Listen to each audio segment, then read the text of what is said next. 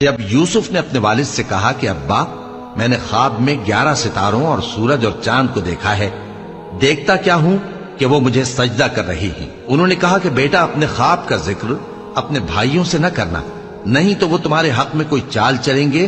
کچھ شک نہیں کہ شیطان انسان کا کھلا دشمن ہے، اور اسی طرح اللہ تمہیں برگزیدہ و ممتاز کرے گا اور خواب کی باتوں کی تعبیر کا علم سکھائے گا، اور جس طرح اس نے اپنی نعمت پہلے تمہارے دادا پر دادا ابراہیم اور اسحاق پر پوری کی تھی، اسی طرح تم پر اور اولاد یعقوب پر پوری کرے گا۔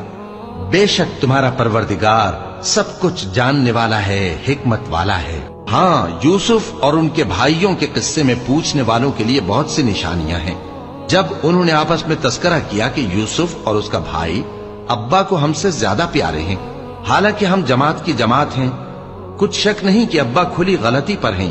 یوسف کو یا تو جان سے مار ڈالو یا کسی ملک میں پھینک آؤ، پھر ابا کی توجہ صرف تمہاری طرف ہو جائے گی، اور اس کے بعد تم نیک لوگوں میں ہو جاؤ گے۔ ان میں سے ایک کہنے والے نے کہا کہ یوسف کو جان سے نہ مارو، کسی اندھے کنویں میں ڈال دو کہ کوئی راہگیر اسے نکال کر کسی دوسرے ملک میں لے جائے گا۔ اگر تم کو کرنا ہی ہے تو یوں کرو۔ یہ مشورہ کر کے وہ اپنے والد سے کہنے لگے کہ ابا جان، کیا سبب ہے کہ آپ یوسف کے بارے میں ہمارا اعتبار نہیں کرتے، حالانکہ ہم اس کے خیر خواہ ہیں؟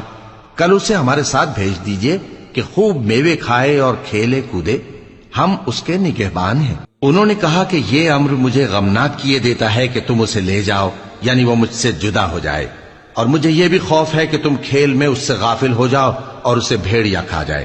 وہ کہنے لگے کہ اگر ہماری موجودگی میں کہ ہم ایک طاقتور جماعت ہیں اسے بھیڑیا کھا گیا تو ہم بڑے نقصان میں پڑ گئے۔ غرض جب وہ اس کو لے گئے اور اس بات پر اتفاق کر لیا کہ اس کو اندھے کنویں میں ڈال دیں، اور ہم نے یوسف کی طرف وحی بھیجی کہ ایک وقت ایسا آئے گا کہ تم انہیں ان کے اس سلوک سے آگاہ کرو گے، اور ان کو اس وحی کی کچھ خبر نہ ہوگی۔ اور یہ حرکت کر کے وہ رات کے وقت باپ کے پاس روتے ہوئے آئے، کہنے لگے کہ ابا جان، ہم تو دوڑنے اور ایک دوسرے سے آگے نکلنے میں مصروف ہو گئے اور یوسف کو اپنے اسباب کے پاس چھوڑ گئے تو اسے بھیڑیا کھا گیا، اور آپ ہماری بات کو گو ہم سچ ہی کہتے ہیں باور نہیں کریں گے۔ اور ان کے کرتے پر جھوٹ موٹ کا لہو بھی لگا لائے۔ یعقوب نے کہا کہ یوں نہیں ہے، بلکہ تم اپنے دل سے یہ بات بنا لائے ہو۔ اچھا، صبر کہ وہی خوب ہے، اور جو تم بیان کرتے ہو اس کے بارے میں اللہ ہی سے مدد چاہیے۔ اور اب اللہ کی شان دیکھو کہ اس کنویں کے قریب ایک قافلہ آوارد ہوا اور انہوں نے پانی کے لیے اپنا سقا بھیجا، تو اس نے کنویں میں ڈول لٹکایا، یوسف اس سے لٹک گئے۔ وہ بولا، زہے قسمت، یہ تو ایک لڑکا ہے، اور اس کو قیمتی سرمایہ سمجھ کر چھپا لیا۔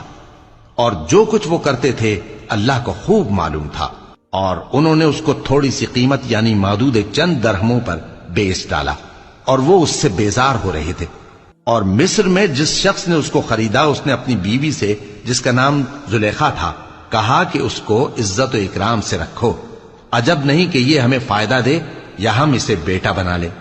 اس طرح ہم نے یوسف کو سرزمین مصر میں جگہ دی، اور غرض یہ تھی کہ ہم ان کو خواب کی باتوں کی تعبیر سکھائیں، اور اللہ اپنے کام پر غالب ہے، لیکن اکثر لوگ نہیں جانتے۔ اور جب وہ اپنی جوانی کو پہنچے تو ہم نے ان کو دانائی اور علم عطا کیا، اور نیکوکاروں کو ہم اسی طرح بدلہ دیا کرتے ہیں۔